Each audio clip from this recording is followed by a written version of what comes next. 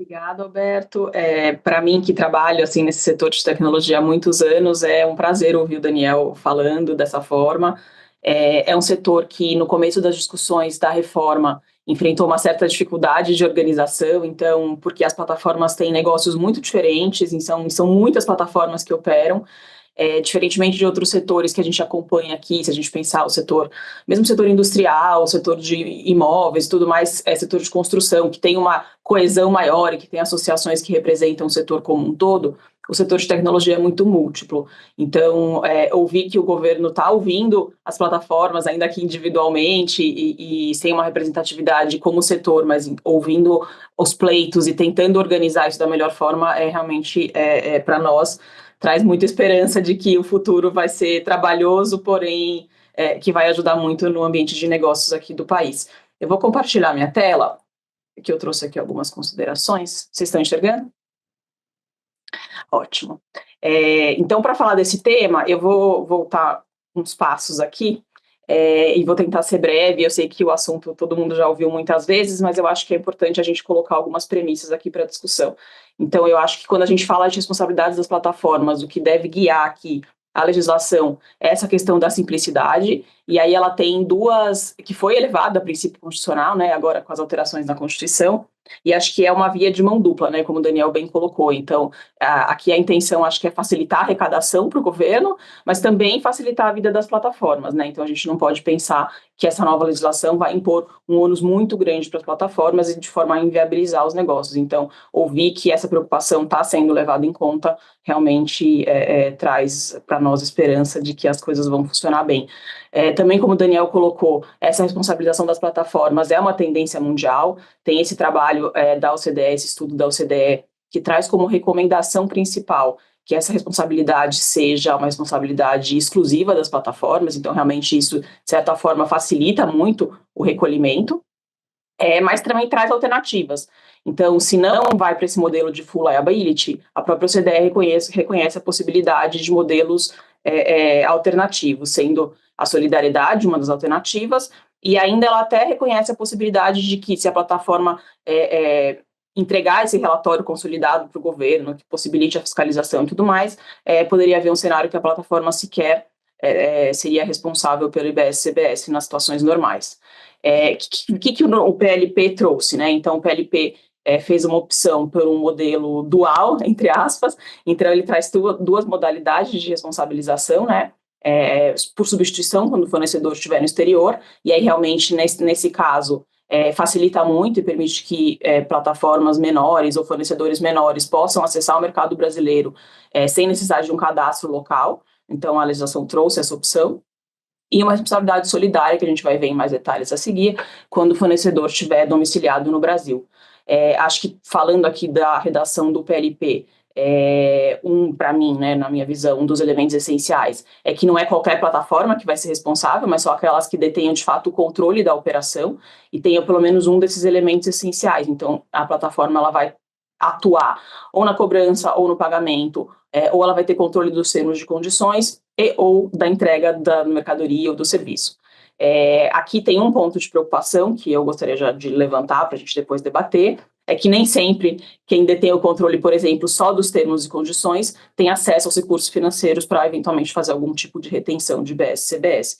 Então, só para a gente pensar que o controle precisa ser um controle efetivo que permita esse recolhimento do IBS da CBS, porque a gente não pode impor um ônus para uma plataforma que eventualmente não tenha nem acesso aos recursos financeiros. A própria lei traz as exceções, então não são as plataformas, ou não serão consideradas plataformas responsáveis pelo IBS, pela CBS, aquelas que fazem só publicidade, ou de fornecimento de acesso à internet, ou que façam exclusivamente processamento de pagamentos, ou que sejam aquelas plataformas de anúncios, pura e simplesmente. Então, se a gente pensar em umas páginas amarelas, entre aspas, hoje pela internet, essas plataformas estariam fora da regra do artigo 23. O texto original, ele trazia uma previsão específica com relação à solidariedade, eu trouxe aqui para a gente comparar e discutir, e também pensando no que pode mudar no Senado, né? Então, o texto original, ele dizia que a responsabilidade seria solidária caso o fornecedor não fosse inscrito ou não registrasse a operação em documento fiscal. Agora mudou um pouco, de acordo com a redação que veio da Câmara para o Senado. a plataforma é responsável, independente da inscrição ou não, é o fisco que deverá informar para a plataforma a condição de contribuinte do fornecedor ou de não contribuinte, independentemente do cadastro, e aí sim a plataforma tem que observar ou verificar se houve a emissão ou não do documento fiscal.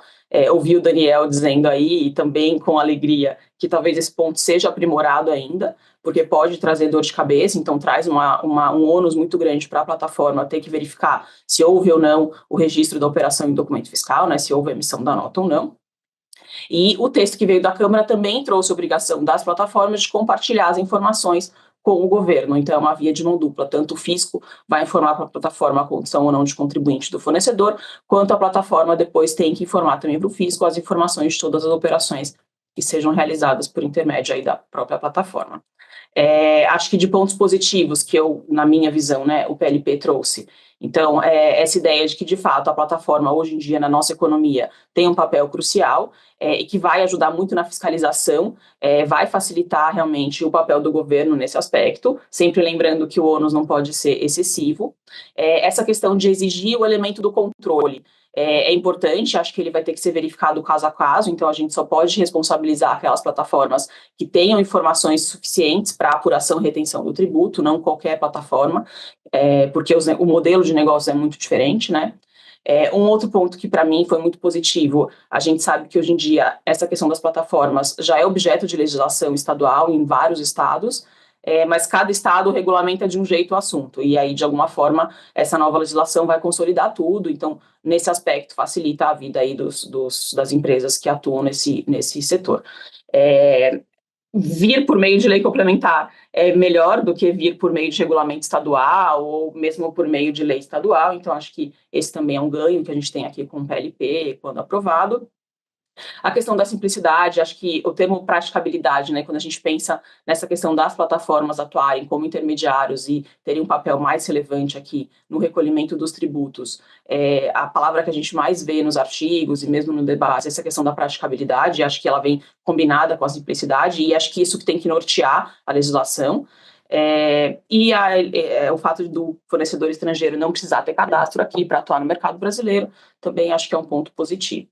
Os pontos de atenção aqui, que acho que depois a gente pode debater no final, a gente tem que tomar cuidado para verificar de novo, caso a caso, que plataforma que de fato tem um papel relevante na operação a ponto de poder ser responsabilizada, ainda que solidariamente.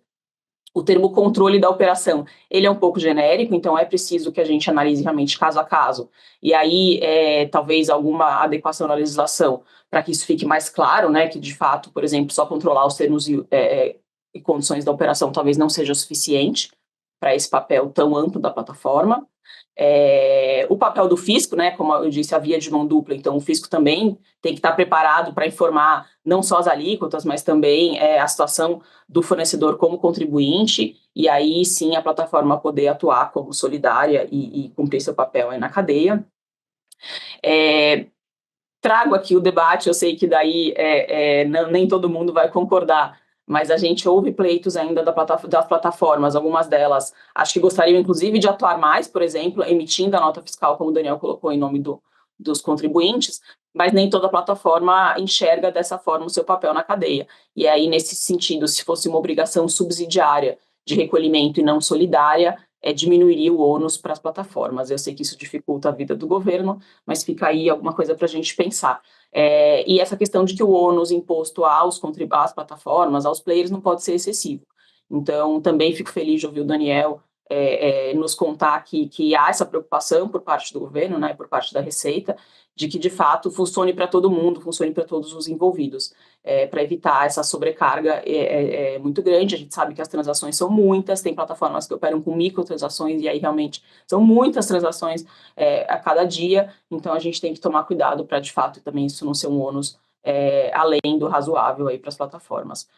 As discussões não acabaram, né? Então a gente sabe que tem muitas emendas aqui, eu não sei nem se está atualizado esse meu slide, porque cada vez que a gente olha lá no site tem mais emendas que foram propostas, mas a gente fez uma pesquisa e tem várias emendas que propõem mudanças ao artigo 23.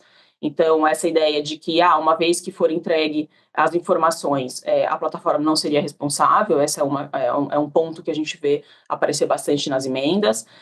A questão do split preocupa, e aí eu sei que não é o tema do nosso debate hoje, mas está intrinsecamente ligado ao papel das plataformas aqui na operação. E um ponto que me chamou a atenção quando a gente estava analisando as emendas é que ainda tem um pouco de discussão sobre que plataforma estaria qualificada no artigo 23. Então, há algumas plataformas que têm tentado, de alguma forma, se retirar desse artigo por características específicas do negócio.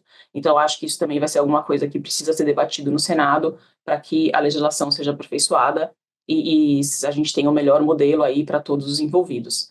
Eu aguardo para ouvir os outros palestrantes e o debate que a gente vai fazer aqui, então eu encerro a minha apresentação inicial e agradeço a todos, agradeço o convite e vamos lá.